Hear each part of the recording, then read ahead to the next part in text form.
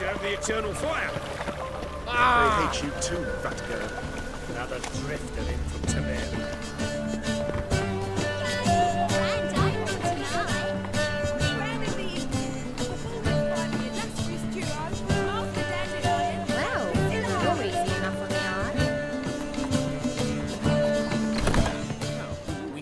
In G major, and... I've told you, the piece is sad, melancholy. It needs a minor key. But I wanted to ruin everything. You're starting email.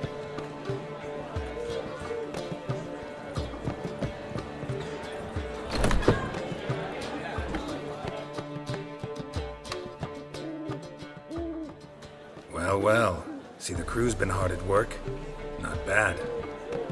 I love it. Especially the, accoutrements on the wall. Priscilla picked them. Well, I must admit, you have great taste. What about Rotlick? Did you get the placards? Rotlick said he'd bring them on his own. Should be here soon. Great! The best way I can think of to promote the chameleon.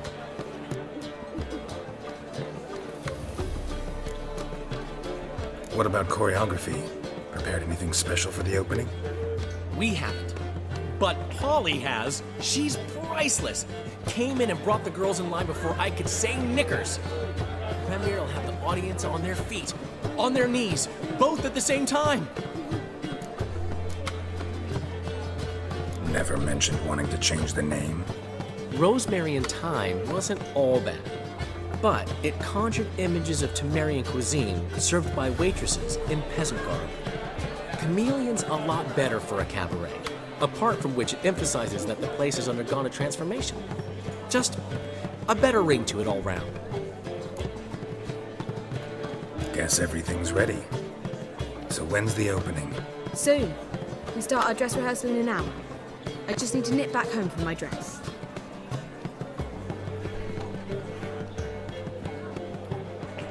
Thanks for everything. Don't mention it.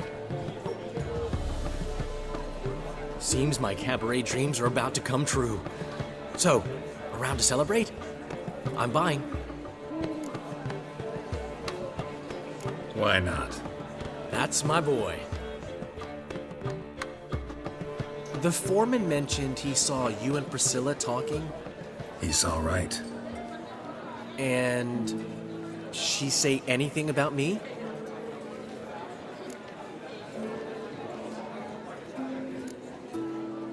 She said something that made me think she's not entirely normal. What? That you're responsible, got your feet planted firmly on the ground. You're pulling my leg. Not this time.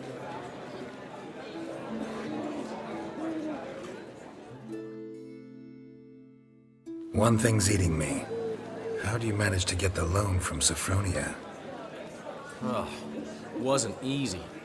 She got so excited about our performance, I had to read to her for 4 hours. 4 hours from The Cloak and the Dagger. You mean you didn't... Are you crazy? Who do you think I am?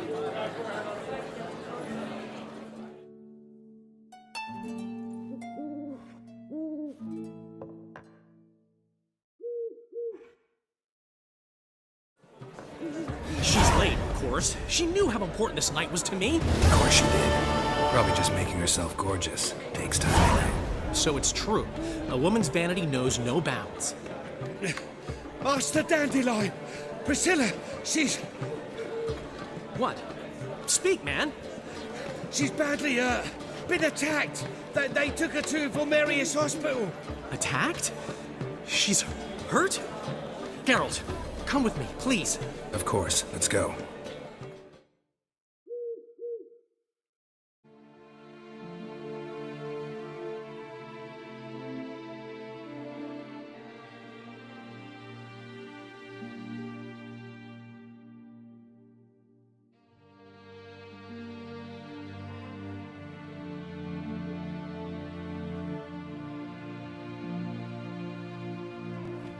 Gods. Priscilla. Is she gonna live? I'd say that's certain. Her condition's critical but stable. Beg your pardon, but you are a relative? Relative? No, a friend. A very close friend. Dandelion, correct? She uttered the name in her few moments of lucidity. I am Joachim von Gratz, head of surgery. Until recently, a lecturer at Oxenfurt Academy. Enough of the courtesies. What are her injuries, besides her eye? A concussion, cranial swelling, incision into her larynx, and scalding inside the throat and esophagus. Clearly someone forced her to imbibe a caustic fluid.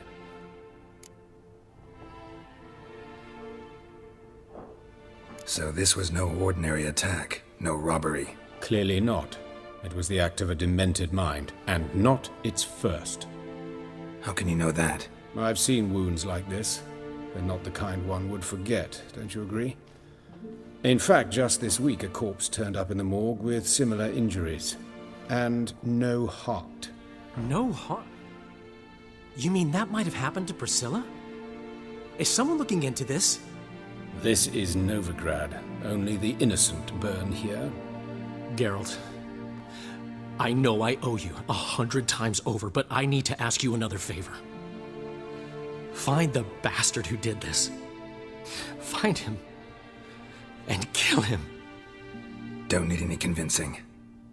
Come on, Dandelion. Let's think about what we can do. I would suggest examining the previous victim's corpse. It has yet to be autopsied. Doing so could very well provide some clues. No need to look astonished, gentlemen. As a surgeon, I know the importance of preventive medicine. Rather than wait for this maniac to strike again, I'd prefer to excise him. Not unlike a tumor. Great analogy, but this tumor's not gonna sit there, wait to be excised. Appreciate the help, but I doubt you know what you're getting yourself into. I know perfectly well, and I assure you I can take care of myself. Easy assurance to make, harder to back up, especially if you've spent your whole life wielding a scalpel, not a sword. Look at this scar. Don't be shy. Any idea what leaves such a mark? A flail. Morning Star, maybe. What do you think? A blow sustained at the operating table? No? Let me repeat. I know what I'm doing, and I wish to help. Think they'll let me into the morgue? By the main entrance, certainly not. But you can also get inside through the sewers. The sewers? Travel them often, Doctor? As often as required for, the pursuit of preventive medicine. Alternative treatments. Aggressive ones, I'm guessing. Interesting. We can discuss this en route. Are you ready? Mm-hmm. Ready and intrigued. I'll get whoever did this, Dandelion. Even if it's Hierarch Hemmelfart himself. Thanks.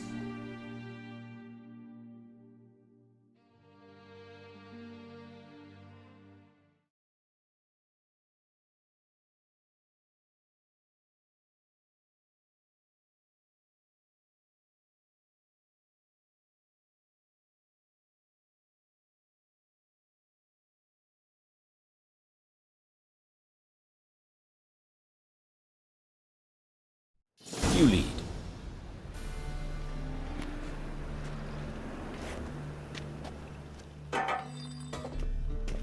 So, preventive medicine you practice in the sewers. What's that about? Think. Sewing up drowner victims can be awfully tedious. Hear that? Been hearing it for a while. Draw your weapon.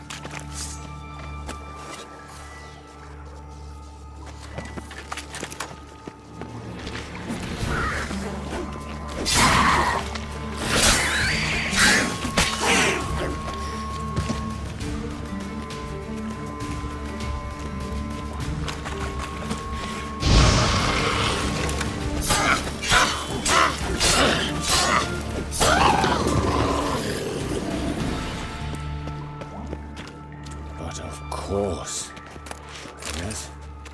What is it?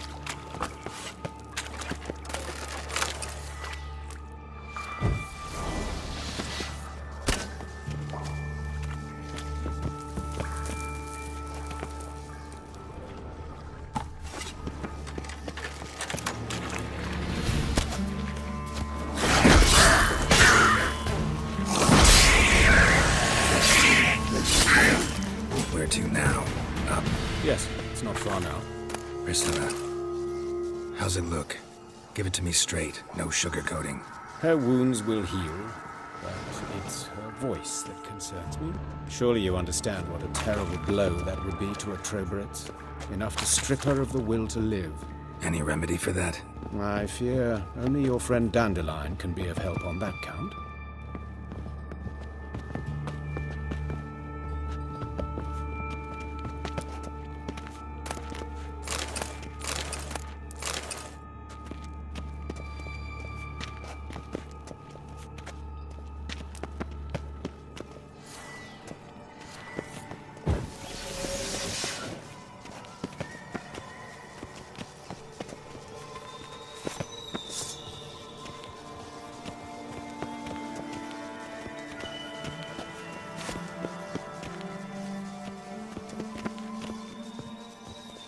Take the ladder.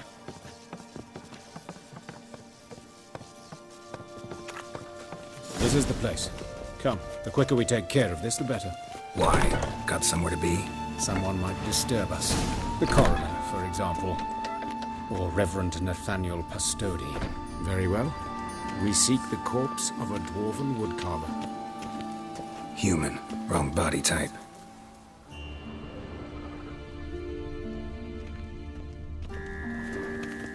Looks like necrophages got to this one. Let's keep looking.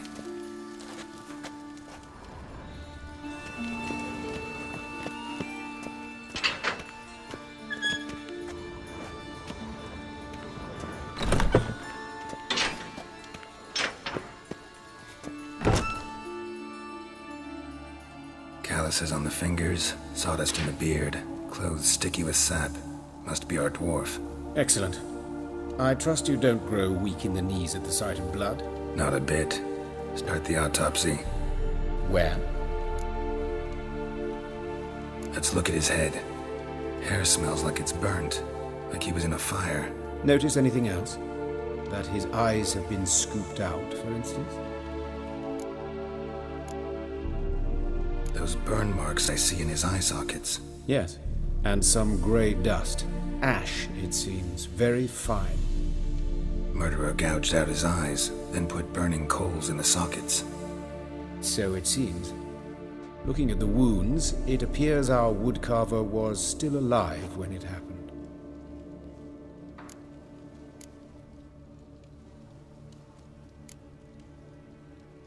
Let's examine the mouth. Burns, blisters. Just like Priscilla's. See this? Incision made into the voice box.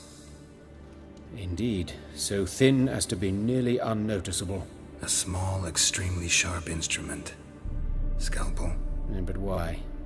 The wound is too small to bleed, and there are signs of swelling. The murderer...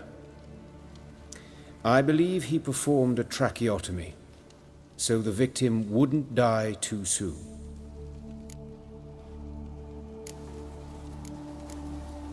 Let's examine his torso. What have we here? Deep wound on the left side of his rib cage, and a scar the length of his stomach.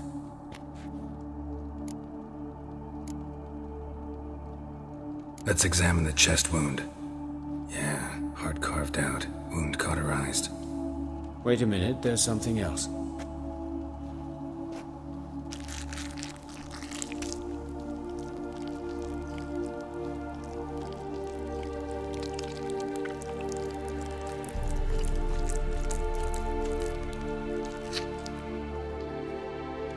An egg from an amphibian. A salamander? Scorched but intact. I attended some lectures in herpetology as a student. Afraid I don't recall any amphibians that would lay eggs in corpses. So either Professor Cochrane was deeply mistaken, or this is our murderer's doing.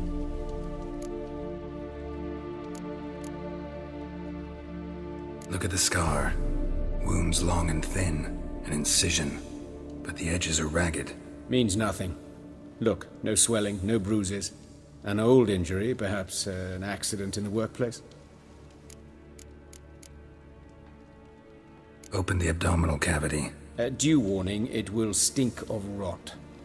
Once fought a Zoogle up to my waist in sewage, so I doubt... Wait. Smells not rot. Formaldehyde. A medical novelty. Heavily diluted, it's remarkable at preserving organic tissue. In stronger proportions, it's more destructive than acid. Explains why there's no smell of decay, and why his throat's scalded.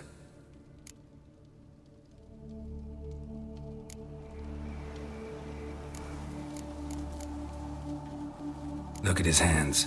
These welts. Rope burns, right? He was tied up. I'd expect so.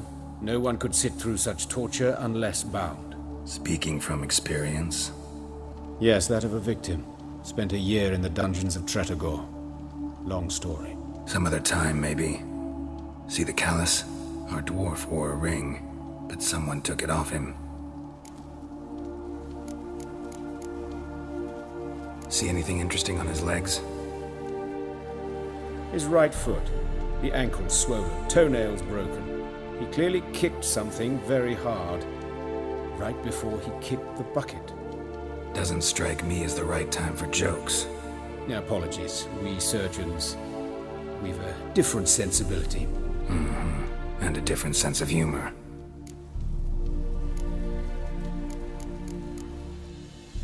His genitals, we ought to inspect those. I sincerely doubt they bear any relation to the matter. Right, never mind. All right, think I know enough. Enlighten me, please, because I've still no notion what this is about. What the motive might have been.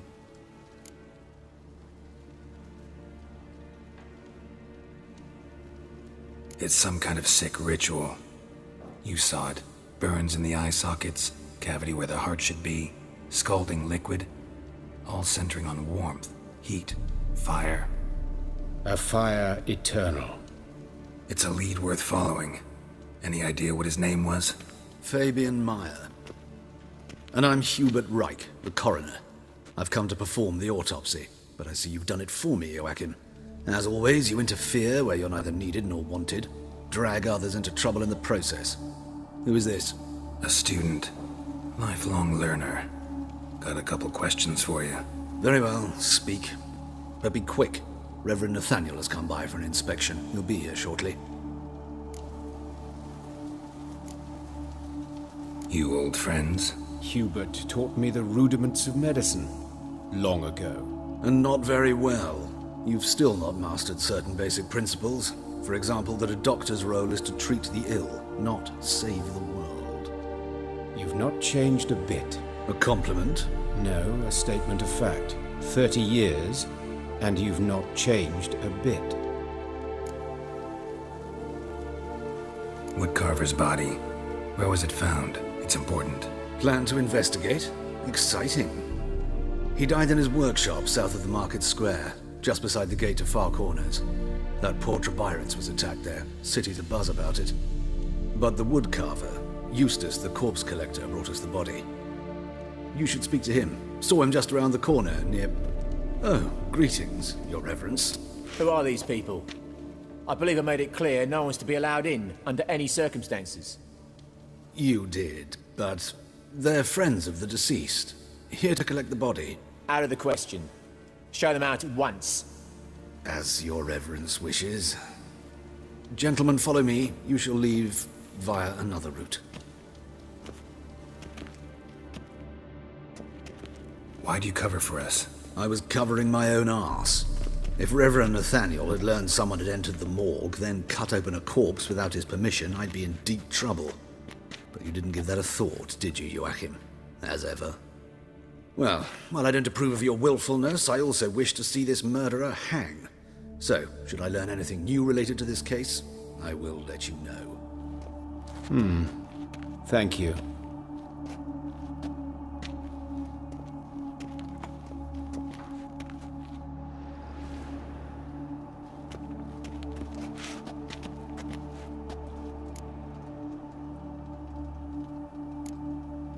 Nathaniel. Who is he? A scoundrel. A rogue. Like every man who wears the robes of the Eternal Fire.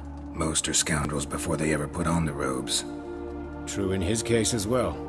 Before he donned the frock, Nathaniel was a torturer, delighted especially in torturing women. Later, Hierarch Hemmelfart appointed him to oversee the morgue.